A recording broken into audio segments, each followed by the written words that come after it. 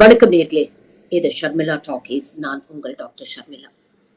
காஷ்மீர்ல பெஹல்காம்ல நடந்த டெரரிஸ்ட் அட்டாக்ல 27 பேர் இறந்து போயிருக்காங்க. உங்களை மாதிரி என்ன மாதிரி ordinary Indian citizens Jammu and காஷ்மீருக்கு ஹாலிடே செலிப்ரேட் பண்ணோம் அப்படின்னு போன டூரிஸ்ட் சந்தோஷமா இருக்கணும்னு நினைச்சு அங்க போனவங்களுடைய வாழ்க்கையே இன்னைக்கு புரட்டி போட்டிருக்கு இந்த சம்பவம். இத பத்தி பல்வேறு தரப்பான விமர்சனங்கள் இன்னைக்கு சமூக வலைதளங்கள்லயும் மெயின் ஸ்ட்ரீம் மீடியால நம்மளால பார்க்க முடியுது. முன்னெல்லாம் காங்கிரஸ் ஆட்சி நடக்கும் பொழுது, இது போன்ற டெரரிஸ்ட் அட்டாக் நடக்கும் பொழுது உடனே எதிர்கட்சிகள் சேர்ந்து மீடியா எல்லாருமே சேர்ந்து ஆளும் அரசாங்கத்தை கேள்வி கேட்பாங்க. மீடியால கடுமையான விமர்சனங்கள் வைக்கப்படும். இன்டர்னல் செக்யூரிட்டியை பத்தி கேள்வி கேட்பாங்க. இன்டெலிஜென்ஸ் என்ன பண்ணிட்டு இருந்தது அப்படிங்கிற கேள்வியை கேட்பாங்க. ஒரு பிரைம் மினிஸ்டர், ஹோம் மினிஸ்டர் எல்லாம் என்ன பண்றீங்க, தார்மீக பொறுப்பு எடுத்துக்கிட்டு இதற்கு நீங்க ராஜினாமா பண்ணணும் அப்படின்னு எதிர்கட்சிகளை விட மீடியா தான் அதிகமா கேள்வி கேட்டு இருந்தது. ஆனா 2014 மோடி அரசாங்கம் அமைந்ததுக்கு அப்புறம் பாத்தீங்கன்னா மீடியா அரசாங்கத்தை தவிர மத்த எல்லாரையும் கேள்வி கேட்கிறாங்க. நியாயமா பார்த்தா யாரு ரெஸ்பான்சிபிளோ, யாரு அக்கௌண்டபிளோ? Prime minister Narendra Modi, home minister Amit Shah, national security advisor Ajith Doval, வெளியுறவுத்துறை அமைச்சர் ஜெய்சங்கர், இவங்களெல்லாம் தான் நீங்க நியாயமா கேள்வி கேட்கணும். என்ன பண்ணிட்டு இருக்கிறீங்க? காஷ்மீர் அமைதி பூங்காவா மாறிடுச்சு அப்படின்னு எத்தனை நாள் சொல்லி எங்களை ஏமாத்துவீங்க? இப்படி தொடர்ந்து ஒண்ணுக்கு பின் ஒண்ணா இந்த மாதிரி டெரர் அட்டாக்ஸ் நடக்குது. சிவிலியன்ஸ் இறந்து போறாங்களே, எந்த பாவமும் செய்யாத மக்கள் இப்படி அநியாயமா இறந்து போறாங்களே, அரசு என்ன பண்ணிட்டு இருக்கு? இன்டெலிஜென்ஸ்ல இருந்து உங்களுக்கு தகவல் வரலையா? இன்டர்னல் செக்யூரிட்டி எந்த லட்சணத்துல இருக்கு? இந்த கேள்வி எல்லாம் இவங்களை நியாயமா கேட்கணும். ஆனா இதெல்லாம் விட்டுட்டு நேத்துல இருந்து மீடியா என்ன பண்ணிட்டு இருக்கு தெரியுமா? அர்னாப் கோஸ்வாமி இவங்களெல்லாம் கேள்வி கேட்கறத விட்டுட்டு இவங்களை தவிர்த்து மத்த எல்லாரையும் கேள்வி கேட்டுட்டு இருக்காரு. இன்ஃபேக்ட் சுப்ரீம் கோர்ட் கூட அவர் ஸ்பேர் பண்ணல. இந்த வீடியோ பாருங்க. இந்த டெரர் அட்டாக்கு காரணமே சுப்ரீம் கோர்ட் தான். நீங்க தான் ஜம்மு அண்ட் காஷ்மீர்ல எலெக்ஷன் நடத்தணும் அப்படின்னு இன்சிஸ்ட் பண்ணீங்க. இப்ப எலெக்ஷன் நடத்தி ஒண்ணுக்கும் உதவாத ஸ்டேட் கவர்மெண்ட் அங்க வந்துருச்சு. அதனால சுப்ரீம் கோர்ட்டும் அங்க இருக்கக்கூடிய மாநில அரசும் தான் இந்த பிரச்சனைக்கு காரணம் அப்படின்னு சொல்லி ஒரு பக்கம் மோடி, அமித்ஷாவையும் ஷீல்டு பண்ண ட்ரை பண்றாரு. இன்னொரு பக்கம் ஆஜ் தக் அப்படிங்கிற ஹிந்தி நியூஸ் சேனல்ல பாத்தீங்கன்னா அங்க கிரவுண்ட்ல இருந்து அங்க இருக்கக்கூடிய லோக்கல் ரிப்போர்ட்டர் பேசிக்கிட்டு இருக்கிறார். ஆன் ஏர் அவர் தகவல் சொல்றாரு. இங்க கிட்டத்தட்ட 2000 டூரிஸ்ட் இங்க இருக்கிறாங்க. ஆனா இந்த சுட்டு வட்டாரத்திலேயே ஒரு போலீஸ் ஆபீசரோ ஒரு செக்யூரிட்டி ஆபீசர் யாரையுமே காணோம் அப்படிங்கறத அங்க அவர் சொல்லிட்டு இருக்கிறார். ஆன் ஏர் சொல்லும் பொழுதே இந்த முக்கியமான விஷயத்த அவங்க கட் பண்ணிட்டு கடந்து அடுத்த விஷயத்துக்கு போறாங்க. அதே மாதிரி இன்னும் பல கோதி மீடியா சேனல்ஸோட அந்த ஸ்கிரீன்ஷாட் போட சொல்றேன் பாருங்க. எல்லாம் ஹிந்தியில இருக்கும். பட் என்ன ஜிஸ்ட் அப்படிங்கறத நான் உங்களுக்கு சொல்றேன். அவ்வளவுதான், பாகிஸ்தான் இனிமே காலி. மோடி தன்னுடைய சவுதி அரேபியா ட்ரிப் முடிச்சுக்கிட்டு பாதியிலேயே கிளம்பி வராரு. அவர் இந்தியாவில காலடி எடுத்து வச்சதும் உங்களுக்கு எல்லாம் இருக்கு பாருங்க. இதற்கு எப்படி நாங்க ரிட்டாலியேட் பண்ண போறோம் பாருங்க. மோடியோட ரியாக்ஷனை நீங்க பார்க்கதான் போறீங்க. இப்படி இவங்களோட டிஆர்பியை ஏத்திக்கிறதுக்காக மோடி புராணம் பாடிட்டு இருக்காங்க. இழந்தவர்களை வாடி தவிக்கும் குடும்பத்துக்கு ஒரு வார்த்தை ஆறுதல் இல்லை. யார் யார் இறந்து போனாங்க அப்படிங்கிற டீடைல்ஸ் இல்லை. தகவல் தெரியாம குடும்பங்கள் வாடிட்டு இருப்பாங்களே, அட்லீஸ்ட் மிச்சம் மீது உயிரோடு இருக்கிறவங்களை பற்றிய தகவல் சொல்லி அந்த குடும்பங்களுக்காக நம்ம கொஞ்சம் நிம்மதி கொடுக்கணுமே அப்படிங்கிற முயற்சியை எந்த சேனலுமே எடுக்கல. ஆளும் அரசாங்கம் என்ன பண்ணிட்டு இருக்குன்னு ஒரு சேனல் கூட இங்க இருக்கக்கூடிய அந்த பாஜக அரசே கேள்வி கேட்கல. 100% மோடிக்கு பிஆர் பண்ற வேலையில இவங்க இறங்கி இருக்கிறாங்க. இன்னொரு பக்கம் சோசியல் மீடியாவை எடுத்துக்கிட்டீங்கன்னா நிறைய வீடியோஸ் வைரல் ஆயிட்டு இருக்கு. ஒரு பக்கம் பாத்தீங்கன்னா ஒரு பெண்மணி சிவமோகாவை சேர்ந்த பல்லவி அண்ட் அவங்களோட ஹஸ்பண்ட், அவர் பேர் மஞ்சுநாத் ராவ். மிஸ்டர் ராவ் அன்பார்ச்சுனேட்லி இந்த டெரர் அட்டாக்ல அவர் இறந்து போயிட்டார். நேத்துல இருந்து அந்த வீடியோவை வைரல் பண்ணிட்டு இருக்காங்க. இவங்க கடைசியா பேசின வீடியோ அப்படின்னு ஒரு வீடியோவும், இவருடைய கணவரை கொன்றவுடன் அந்த பெண் என்னையும் கொன்னுடுங்க அப்படின்னு கேட்டாங்க. ஆனா நீ போய் மோடி கிட்ட சொல்லு அப்படின்னு சொன்னதாக சோசியல் மீடியாவோட ஒரு கதை, ஒரு வீடியோவோட சேர்த்து ஒரு கதையை போடுறாங்க. இன்னொரு பக்கம் வலதுசாரி சிந்தனையாளர்கள் பாருங்க, ஒவ்வொருத்தரையா போய் பேரா கேட்டு அவங்க ஹிந்துவா இல்லையான்னு கன்ஃபார்ம் பண்ணிட்டு தான் சுட்டிருக்காங்க. இதை விட இன்னும் ஒரு படி மேல போய் உங்க பேண்ட் அவுத்து காட்டுங்க, சுண்ணத் பண்ணிருக்கீங்களா இல்லையான்னு பாப்போம் அப்படின்னு பார்த்துட்டு சுட்டதா இது போன்ற செய்திகள் சோசியல் மீடியா. இன்னைக்கு நேரடியாக அங்க பாதிக்கப்பட்ட விக்டிம்ஸ ஹாஸ்பிட்டல்ல போய் எடுத்துருக்காங்க. அந்த வீடியோல ஒரு வயசானவர் சொல்றாரு, திடீர்னு மரத்துக்கு பின்னால மறைஞ்சுக்கிட்டு சுட ஆரம்பிச்சாங்க. எங்க இருந்து புல்லட் வருதுன்னே எங்களுக்கு தெரியல. படபடன்னு வந்தாங்க, சுட்டுட்டு போயிட்டாங்க. கண்ணு மூடி திறக்கிறதுக்குள்ள எல்லாம் முடிஞ்சு போச்சு அப்படின்னு அவர் சொல்றாரு. ஆனா ஒரு பக்கம் வலதுசாரியினர் இப்படிப்பட்ட கட்டுக்கதைகளை கட்டவிழ்த்து விடுறாங்க. இன்னைக்கு இதே பல்லவி, நேற்று இந்த கதையை கட்டினாங்க இல்லையா, அந்த பல்லவி அவர்கள் ஒரு கன்னடா சேனலுக்கு பேசும்பொழுது அவங்க ஒரு பேட்டியில வந்து சொல்றாங்க, ஆமா என் கணவரை என் கண்ணுக்கு முன்னாலேயே சுட்டு கொண்டுட்டாங்க. ஆனா அங்க இருக்கக்கூடிய 3 இஸ்லாமிய நண்பர்கள் தான் வந்து என்ன காப்பாத்துனாங்க. பிஸ்மில்லா பிஸ்மில்லான்னு சொல்லிக்கிட்டே என் கணவரை தூக்கிட்டு ஹாஸ்பிட்டலுக்கு என்ன கூட்டிட்டு போனாங்க. அவங்க இல்லைன்னா இன்னைக்கு என்ன உயிரோட பார்க்க முடியாது. அவங்க எனக்கு இன்னைக்கு கடவுளா தெரியுறாங்க, என் சகோதரர்களா தெரியுறாங்க அப்படின்னு சொல்றாங்க. ஒரு பக்கம் இந்த ரைட் விங் அஜெண்டா இருக்கக்கூடிய நபர்கள், பாத்தீங்களா இறந்தவர்கள்லாம் ஹிந்துக்கள், இதுக்குதான் சொல்றோம் இந்த இஸ்லாமியர்களா வைக்க வேண்டிய இடத்துல வைக்கணும் அப்படின்னு பேசிட்டு இருக்காங்க. ஆனா இறந்ததுல இஸ்லாமியர் ஒருத்தரும் இருந்திருக்காரு.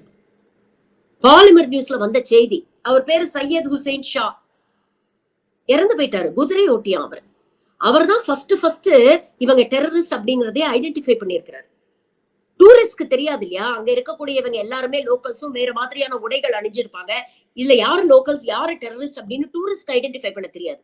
ஆனா இந்த குதிரை ஓட்டி பாருங்க, அவர் கரெக்டா ஐடென்டிஃபை பண்ணிருக்கிறாரு. பார்த்தோன்னே தெரிஞ்சிருக்குது. உடனே அந்த தீவிரவாதிகளோட சண்டை போட முயற்சி பண்ணி அவங்க கிட்ட இருந்து ஒரு துப்பாக்கியை பிடுங்கி இதெல்லாம் பண்ணாதீங்க அப்படின்னு வேற அவர் கூட சண்டை போட்டிருக்கிறாரு. அந்த கோபத்துல அவரையும் சுட்டு கொண்டு இருக்கிறாங்க. அங்க இருக்கக்கூடிய ஏராளமான இஸ்லாமியர்கள் தான் அங்க இருக்கக்கூடிய டூரிஸ்ட ஹெல்ப் பண்ணி செக்யூரிட்டி வர்றதுக்குள்ள, போலீஸ் எல்லாம் வந்து சேர்றதுக்குள்ள, எப்பவுமே இந்த தமிழ் சினிமால கடைசி நிமிஷத்துல வருவாங்களே அந்த மாதிரிதான் போலீஸும் செக்யூரிட்டி வந்திருக்கிறாங்க. அதுக்குள்ள அங்க இருக்கக்கூடிய லோக்கல் இஸ்லாமியர்கள் தான் அவங்களெல்லாம் கொண்டு போய் ஹாஸ்பிட்டல் அட்மிட் பண்ணி அவங்களுக்கான முதல் உதவி எல்லாம் செஞ்சிருக்கிறாங்க. அப்ப நடந்த ஒரு கோரமான துயரமான ஒரு சம்பவத்தை எவ்வளவு சீக்கிரம் பொலிட்டிசைஸ் பண்றாங்க அப்படிங்கறது யோசிச்சு பாருங்க. அப்ப ஏன் பண்றாங்க அப்படிங்கிற ஒரு கேள்வி வருது இல்லையா. ஏன்னா காலங்காலமாக இந்த சங்கி கூட்டம் நம்ம கிட்ட என்ன சொல்லிட்டு இருக்கு, ஆர்டிகல் 370 நம்ம எடுத்துட்டோம், அதனால காஷ்மீர் இப்ப அமைதி பூங்காவா மாறிடுச்சு அப்படிதானே சொல்லி நம்மளை ஏமாத்திக்கிட்டு இருக்கிறாங்க. ஒரு பக்கம் மோடி 2016ஆம் ஆண்டு டிமானிட்டைசேஷன் கொண்டு வரும்போது என்ன சொன்னாரு, பண மதிப்பு இழப்பு செஞ்சா உடனே டெரரிஸ்டுக்கு போற ஃபண்டை நம்மளால கட் பண்ண முடியும், பிளாக் மணியை எல்லாம் நம்மளால திருப்பி கொண்டு வர முடியும், டெரரிஸ்ட் ஆக்டிவிட்டியை மொத்தமா ஒழிச்சு கட்டிடுவோம் அப்படின்னு தானே பேசுனாங்க. ஒரு பக்கம் செய்தி என்ன வருதுன்னா, ஒரு local terror group republic front இதை பண்ணிருக்காங்கன்னு சொல்றாங்க. இரு பக்கம் பாத்தீங்கன்னா பாகிஸ்தான் தான் இதுல நேரடியா இன்வால்வ்டு அப்படிங்கிற ஒரு மெசேஜும் வருது. இதற்கிடையில் பாகிஸ்தானோட பாதுகாப்புத்துறை அமைச்சர் ख्वाजा ஹாசிஃப் அவர் என்ன சொல்லியிருக்கிறார் அப்படின்னு பாத்தீங்கன்னா, பாகிஸ்தானுக்கும் பெஹல்காம் பயங்கரவாத சம்பவத்திற்கும் எந்த தொடர்பும் இல்லை, நாங்கள் பயங்கரவாதத்தை எப்போதும் ஆதரித்ததில்லை, இதை நம்ம கடந்து வந்துடலாம். ஏன்னா பாகிஸ்தான் எப்பவுமே இது போன்ற விஷயங்களை தான் சொல்லுவாங்க. ஆனா அதை தாண்டி அவர் ஒரு விஷயம் சொல்லியிருக்கிறார், அங்கு ராணுவமோ அல்லது காவல்துறையோ மக்களுக்கு எதிராக அட்டூழியங்களை செய்து அவர்களின் அடிப்படை உரிமைகளை மறுத்தால் பாகிஸ்தானை குறை கூறுவது ஒரு வசதியான சாக்காக இந்த சங்கிகளுக்கு மாறிவிட்டது அப்படிங்கிற ஒரு விஷயத்த சொல்றாரு. இரண்டாவது, இந்திய அரசுக்கு எதிராக நாகாலாந்து, மணிப்பூர், சத்தீஸ்கர், காஷ்மீர் என்று பல இடங்களில் புரட்சி நடக்கின்றன. ஆகவே இது அந்நிய ஊடுருவலால் ஏற்பட்டதல்ல, அனைத்தும் உள்நாட்டு எழுச்சியால் ஏற்படுகிறது அப்படின்னு சொல்றாரு. அதாவது உங்களுக்குள்ளேயே 1008 பிரச்சனை இருக்குடா, உங்க உள்நாட்டுல இருக்கக்கூடிய இருவேறு சமூகங்களுக்கு இடையே தொடர்ந்து வன்முறையையும் வெறுப்பையும் நீங்க விதைச்சுக்கிட்டு இருக்கிறீங்க. இதனால்தான் உங்க மக்களுக்கிடையே ஒரு அதிருப்தி ஏற்பட்டு புரட்சி வெடிக்கிறது. இதற்கும் எங்களை வந்து சாக்கா சொல்லுவீங்களா, எங்களை பயன்படுத்துவீங்களா அப்படிங்கிற ஒரு கேள்வியை கேட்டிருக்கிறாரு. அது இல்லாம கடைசியா என்ன சொல்லியிருக்கிறாங்க, இந்துத்துவ சக்திகள் இந்தியாவில் சிறுபான்மையினரை, கிறிஸ்துவர்களை, பௌத்தர்களை அடக்குகின்றன, இதையெல்லாம் பார்க்கும் மக்கள் எதிர்வினையாற்றுகின்றனர் அப்படின்னு சொல்லியிருக்கிறார். அதாவது இங்க இருக்கக்கூடிய சிறுபான்மையினரை, முஸ்லிம்ஸ, கிறிஸ்டியன்ஸ, பௌத்தர்களை நீங்க தொடர்ந்து ஒடுக்குமுறை பண்ணிட்டு இருக்கீங்க, அடக்கிக்கிட்டு இருக்கீங்க. குட்டிக்கிட்டே இருந்தா குனிஞ்சுக்கிட்டே இருக்க மாட்டான், என்னைக்காவது ஒரு நாளைக்கு நிமிர்ந்து ரியாக்ட் பண்ணுவான். அப்படி இன்னைக்கு மக்கள் உங்களுக்கு எதிராக எதிர்வினை ஆற்ற ஆரம்பித்து விட்டார்கள். அதனால சும்மா சும்மா பாகிஸ்தான் எதுக்கு எடுத்தாலும் எங்களை சாக்கு சொல்லாதீங்க அப்படின்னு குறிப்பிட்டு சொல்லியிருக்கிறாரு. பாகிஸ்தான் சொல்றதை நம்ம முழுமையாக நம்ப முடியாது. நாங்க சாக்கு இல்லைன்னு தான் அவங்க சொல்லுவாங்க. ஆனா இங்க இருக்கக்கூடிய லோக்கல் டெரர் குரூப்ஸ்க்கு கிராஸ் பார்டர் ஃபண்டிங் பண்றது அவங்கதான். அது நமக்கு ரொம்ப தெளிவாக தெரியும். ஆனாலும் அவர் சொன்ன இந்த மற்ற 3 விஷயங்களை நாம எளிதில் கடந்து செல்ல முடியாது இல்லையா? இன்னைக்கு நாட்டிலேயே ஒரு பிரிவினைவாத நெருப்பு எப்பவுமே எரிஞ்சுக்கிட்டே தானே இருக்கு. ஒரு சொசைட்டிய பாயிலிங் பாயிண்ட்லயே தானே வச்சிருக்காங்க. தொடர்ந்து சிறுபான்மையினருக்கு எதிரான எல்லா விஷயங்களையும் இங்க கையில எடுத்துட்டு இருக்காங்களே. இப்ப ரீசெண்டா கூட இந்த வக்ஃப் அமெண்ட்மெண்ட் பில் எவ்வளவு பெரிய ஒரு அரசியல் அதிர்வலையை ஏற்படுத்துச்சு. சுப்ரீம் கோர்ட் இதை நிறுத்தி வச்சிருக்கு அப்படிங்கிற காரணத்தினால்தான் இன்னைக்கு அர்னாப் கோஸ்வாமி போன்றவர்கள் சுப்ரீம் கோர்ட் மேலேயே குற்றச்சாட்டு சொல்றாங்க. பாஜக தலைவர் நிஷிகாந்த் ஜூபே சொல்றாரு, சுப்ரீம் கோர்ட் ஜட்ஜு தான் பிரிவினைவாதத்தை ஏற்படுத்துறாரு நாட்டுல, மக்களுக்கிடையே பிரிவினையை ஏற்படுத்தி சிவில் வாரை ஏற்படுத்த முயற்சி பண்றாரு அப்படின்னு சுப்ரீம் கோர்ட் தீர்ப்பு கொடுத்த ஜட்ஜு மேல குற்றச்சாட்டு வைக்கிறார். இன்னைக்கு நிலைமை அப்படித்தானே இருக்கு. இததான் முனைவர் டாக்டர் தொல் திருமாவளவன் இன்னைக்கு ரொம்ப அழகா சொல்லி இருக்கிறார். காஷ்மீரில் நடந்துள்ள கொடூரம் பெரும் அதிர்ச்சி அளிக்கிறது. உயிரிழந்த குடும்பத்தினருக்கு எமது ஆழ்ந்த இரங்கலை தெரிவித்துக் கொள்கிறோம். பாஜக அரசின் தவறான கொள்கை மற்றும் ஜம்மு காஷ்மீர் விஷயமாக அவர்கள் எடுத்த நடவடிக்கை இந்த விளைவுகளை உருவாக்கி இருக்கிறது. அது மட்டுமில்லாமல் உளவுத்துறை தோல்வியடைந்திருக்கிறது என்பதைத்தான் இந்த சம்பவம் உறுதிப்படுத்துகிறது. ஆர்டிகிள் 370 அந்த 370வது உறுப்பை அகற்றிவிட்டால் அங்கே பயங்கரவாதம் இருக்காது என்று தொடர்ந்து பாஜக சொல்லி வந்தது. அதை நீக்கிவிட்டார்கள். பயங்கரவாதத்தை ஒழித்துவிட்டும் சுற்றுலா பயணிகள் இங்கே சுதந்திரமாக போகலாம் என்று சொன்னதன் அடிப்படையில் அதை நம்பி போன சுற்றுலா பயணிகள் இன்றைக்கு படுகொலையாகி இருக்கிறார்கள். எனவே இதற்கு அமித்ஷா பொறுப்பேற்று உடனடியாக பதவி விலக வேண்டும் என்று விடுதலை சிறுத்தைகள் கட்சி வலியுறுத்துகிறது. இதுக்கு யார் பொறுப்பு? அரசாங்கம் தான் பொறுப்பு. ஹோம் மினிஸ்டர் அமித்ஷா தான் பொறுப்பு. நீங்க தானே சொன்னீங்க ஆர்டிகல் 370 அபர்கேட் பண்ணிட்டா காஷ்மீர் அமைதி பூங்காவாக மாறிவிடும், எல்லா டூரிஸ்டும் அங்க போகலாம், இனிமேல் எந்த டெரரிஸ்ட் அட்டாக்கும் நடக்காது, எந்த பயமும் இல்ல அப்படின்னு நீங்க தானே சொன்னீங்க. जिस तरह से जम्मू कश्मीर के अंदर डेवलपमेंट हो रहा है, जम्मू कश्मीर में जिस तरह से आतंकवाद धीरे धीरे धीरे समाप्त हो रहा है, सारे आंकड़े आप देखिए, ढेर सारा परिवर्तन जम्मू कश्मीर में हो ही रहा है। करोड़ों यात्री, टूरिस्ट और यात्री जम्मू कश्मीर का टूर कर दर्शन कर अमरनाथ का और वैष्णो देवी का सफलता से आनंद के साथ உங்க வார்த்தையை நம்பி போனதுனால தானே இன்னைக்கு பல அப்பாவிகள் வந்து இன்னைக்கு உயிரிழந்திருக்கிறாங்க. அப்ப இதற்கு நீங்கள் தானே தார்மீக பொறுப்பு எடுத்துக்கணும். தார்மீக பொறுப்பு எடுத்துக்கிட்டு உங்க பதவியை நீங்க எப்ப ராஜினாமா பண்ண போறீங்க அப்படின்னு கேட்டிருக்கிறார். நியாயமான கேள்வி தானே. ஹோம் மினிஸ்டர் கீழே தானே இன்டெலிஜென்ஸ் வருது, ஹோம் மினிஸ்டர் கீழே தானே இன்டர்னல் செக்யூரிட்டி வருது. இன்னைக்கு நாட்டோட இன்டர்னல் செக்யூரிட்டியே ஒரு பெரிய அச்சுறுத்தலுக்கு உள்ளாகி இருக்குல்ல.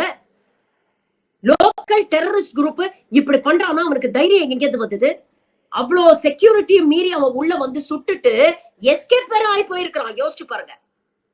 அந்த நேரத்துல அங்க செக்யூரிட்டி இருந்ததுன்னா, போலீஸ் இருந்ததுன்னா அவங்களை எவ்வளவு எளிதில் பிடிச்சிருக்கலாம். அப்போ இதற்கெல்லாம் யாரு பொறுப்பேற்றுக்க போறாங்க? யாரு பதில் சொல்ல போறாங்க? இந்த கேள்வியெல்லாம் ஏன் நாம கேட்கிறோம்னா, இதற்கான ப்ரீவியஸ் இன்ஸ்டன்சஸ் இருக்கு. 2019ஆம் ஆண்டுல நடந்த புல்வாமா அட்டாக் உங்க எல்லாருக்குமே தெரியும். புல்வாமா சாரி அப்படி போறேன்.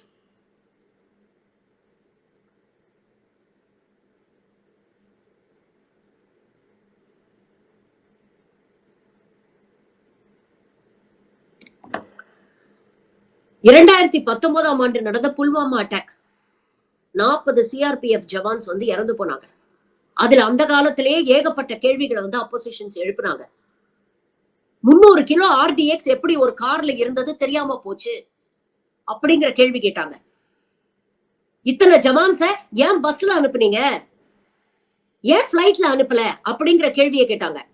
அப்பெல்லாம் அதற்கு பதில் வரல. ஆனா மோடி ரொம்ப கிளவரா அந்த டைம்ல பாகிஸ்தான் மீது பாலகோட் ஏர் ஸ்ட்ரைக்னு ஒண்ணு பண்ணாரு. இறந்து போன 40 ஜவான்களுடைய மரணத்தை வச்சு அரசியல் பண்ணி அன்னைக்கு ஓட்டு கேட்டு ஜெயிச்சது பாஜக 2019 ஜெனரல் எலெக்ஷன்ஸ்ல. அதுக்கப்புறம் 2 வருஷத்துக்கு முன்னாலதான் உண்மையிலே என்ன நடந்தது அப்படிங்கிறது வெளியில வந்தது. நாம சொல்லல, சத்யபால் மலிக்னு ஜம்மு அண்ட் காஷ்மீரோட அப்போதைய கவர்னரா இருந்தவர் ஒரு இன்டர்வியூல கரண் தாப்பர் கிட்ட ரொம்ப தெளிவா போட்டு உடைக்கிறாரு. செக்யூரிட்டி ஃபெயிலியர், இன்டெலிஜென்ஸ் ஃபெயிலியர்னாலதான் இது நடந்தது. 14 முறை இன்டெலிஜென்ஸ்க்கு தகவல் வந்தது, ஆனா அதை அவங்க இக்னோர் பண்ணாங்க. இந்த விஷயம் நடந்ததுக்கு அப்புறம் நான் போய் மோடி கிட்டயும் அப்ப இருந்த ராஜ்நாத் சிங் கிட்டயும் இதை சொன்னேன். ஆனா அவங்க நீ வாயை மூடிட்டு பேசாம இரு அப்படின்னு சொன்னாங்க. அப்பவே எனக்கு புரிஞ்சு போச்சு, அரசாங்கம் இந்த பழியை தூக்கி பாகிஸ்தான் மேல போடணும் அப்படின்னு முடிவு பண்ணிட்டாங்கன்னு. இதையும் தாண்டி ஒண்ணு சொன்னாரு, காஷ்மீர்ல இருக்கக்கூடிய அடிப்படை பிரச்சனை என்ன அப்படிங்கிற புரிதலே இங்க பாஜக அரசில் இருக்கக்கூடிய மோடிக்கோ அமித்ஷாவுக்கோ இல்ல முக்கியமான பதவிகள்ல இருக்கிறவங்க யாருக்குமே அதை பத்திய தெளிவே இல்ல அப்படின்னு அந்த இன்டர்வியூல சொன்னாரு. இவர் மட்டும்தான் இப்படி சொல்லியிருக்காரா அப்படின்னு பாத்தீங்கன்னா இல்ல. முன்னாள் ராணுவ அதிகாரி GD பக்ஷி ஒரு ஹிந்தி நியூஸ் சேனலோட டிபேட்ல எவ்வளவு வருத்தப்பட்டு எவ்வளவு ஆதங்கப்பட்டு சொல்லியிருக்கிறாரு பாருங்க.